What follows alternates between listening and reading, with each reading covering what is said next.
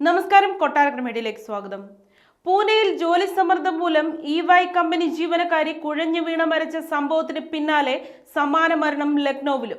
Bank ജീവനക്കാരിയാണ് ജോലിക്കിടെ കുഴഞ്ഞു വീണ മരിച്ചത്.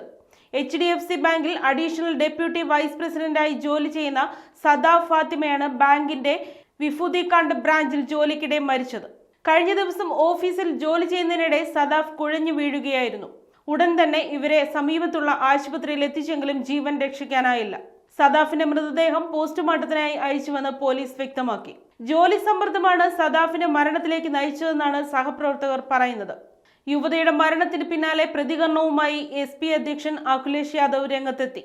സംഭവം ആശങ്കപ്പെടുത്തുന്നതാണെന്നും ഇന്ത്യയുടെ സാമ്പത്തിക സമ്മർദ്ദത്തിന്റെ നേർചിത്രമാണെന്നും അഖിലേഷ് Xൽ കുറിച്ചു. എല്ലാ കമ്പനികളും സർക്കാർ വകുപ്പുകളും ഇതിനെക്കുറിച്ച് ഗൗരവമായി ചിന്തിക്കണം. രാജ്യത്തിന് കനത്ത നഷ്ടമാണ് ഇത്തരത്തിൽ ജീവനക്കാർ മരിക്കുന്നത്. മരണങ്ങൾ ജോലി സാഹചര്യത്തെക്കുറിച്ച് ഗൗരവകരമായ ചില ചോദ്യങ്ങൾ ഉയർത്തുന്നുണ്ട്.